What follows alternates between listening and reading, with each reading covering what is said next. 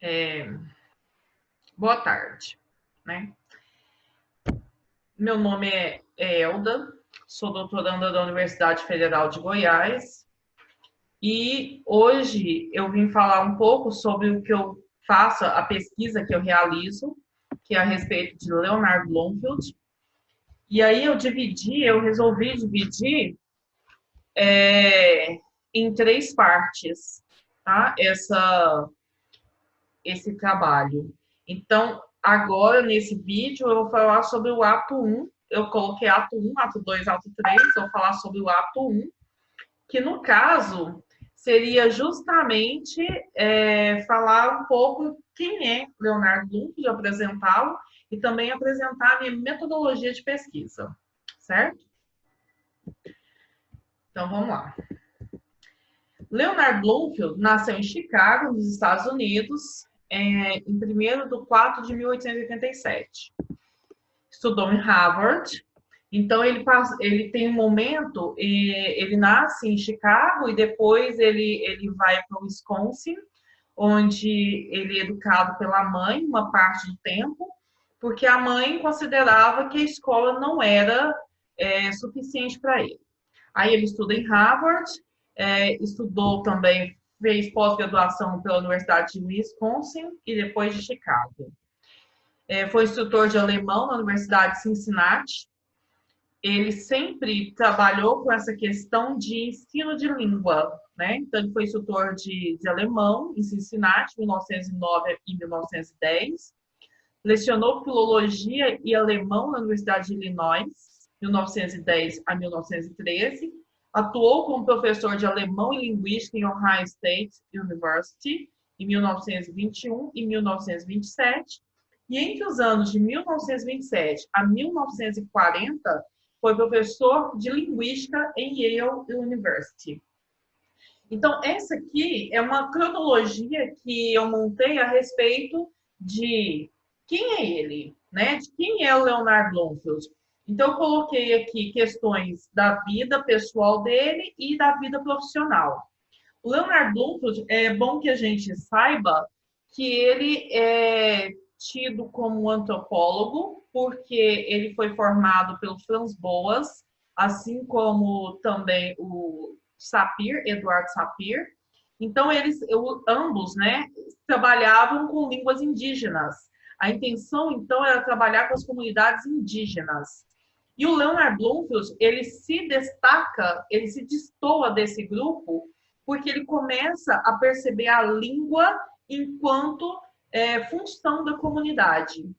Então, língua, comunidade, fala, falante. Então, ele começa a fazer um estudo mais acurado dessa parte em que nós falamos a respeito da comunidade, em que ele fala a respeito da comunidade e como a língua se dá ali no meio. Então, ele atém o estudo dele mais com esse foco com respeito à língua do que necessariamente um estudo antropológico como era para ter sido feito, né? Mas ele faz o estudo antropológico, sim, a respeito das línguas das comunidades indígenas, principalmente Menominee, que é a língua que ele estudou. Então, a metodologia do meu trabalho para poder desenvolver essa tese de doutorado.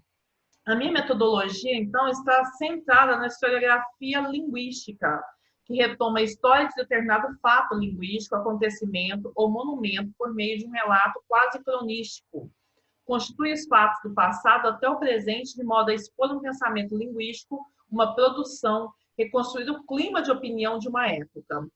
Então, é justamente isso. A historiografia linguística, ela vai fazer uma reconstrução de um acontecimento, ou de um fato linguístico, ou de um monumento.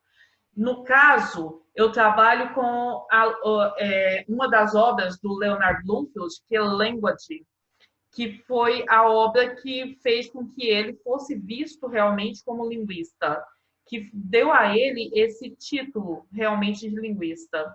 Porque o Language uma espécie de ensinamento que ele deixa, que ele faz, para dizer para todo mundo que estudar língua em determinado contexto tinha que passar por todos aqueles parâmetros que ele coloca ali no Language. O Language é uma obra que ele mesmo, ele próprio, diz que foi aperfeiçoada, então foi aperfeiçoada a partir do Introduction to Study of Language, que é de 1914. Então, a minha intenção como historiógrafa da linguística é justamente estudar essas duas obras, principalmente o Language, porque é a mais completa delas, né? É no Language que ele realmente deixa transparecer tudo aquilo que ele pensa e como que essas pesquisas podem ser realizadas. Nós podemos, inclusive, afirmar que o Language seja um manual de linguística por conta disso, né? E aí, além disso, a gente quer expor o pensamento linguístico daquele momento em que o Leonard Bloomfield estava inserido. Ele escreve essas obras entre 1914 e 1933. Então, momento em que aconteceram várias coisas, tanto no mundo quanto na vida dele. Então, os Estados Unidos não estavam naquele momento passando por uma boa fase. A linguística não era uma ciência como é hoje, uma ciência constituída como é hoje. Então, tudo isso forma o clima de opinião, que é a contextualização da obra, que é onde essa obra se encontra, por que essa obra foi escrita, por que, que ela surge desse modelo, nesse instante, nesse período, e não noutro qualquer. Então, por que, que nós podemos considerar que Leonard Bloomfield seja realmente o iniciador da linguística estruturalista na América do Norte? Então, o que, que faz com que nós pensemos que ele seja, então, um linguista realmente estruturalista, descritivista? Então, ele trabalha com a descrição da língua e ele foi o primeiro a fazer isso, pelo menos conscientemente daquilo que estava fazendo. Então, ele tinha a intenção de fazer. Então, é sobre isso que nós estamos falando. Contudo, segundo Altman, 1998, página 24, a historiografia linguística não se resume a uma compilação de fatos, dados e eventos linguísticos, visto que a atividade historiográfica ambiciona compreender os momentos da história da ciência e presume uma atividade de seleção, ordenação, reconstrução e interpretação dos fatos relevantes para o quadro de reflexão que constrói o historiógrafo. Então, foi justamente isso. Eu precisei, então, interpretar esses fatos, entender por que a obra Language foi construída naquele momento, o que ela significou para aquele momento, 1933, início do século XX, nos Estados Unidos, no momento em que nós estávamos numa atividade de entre guerras, né? A Primeira e a Segunda Guerra. Foi nesse momento em que as duas obras foram escritas.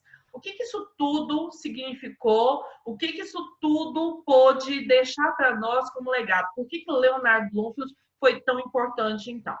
Então, nesse momento de ordenação e seleção, eu vou dizer para vocês, à medida que eu for passando os slides, o que eu escolhi da obra para poder ser dita e o que nós vamos falar dessa obra aqui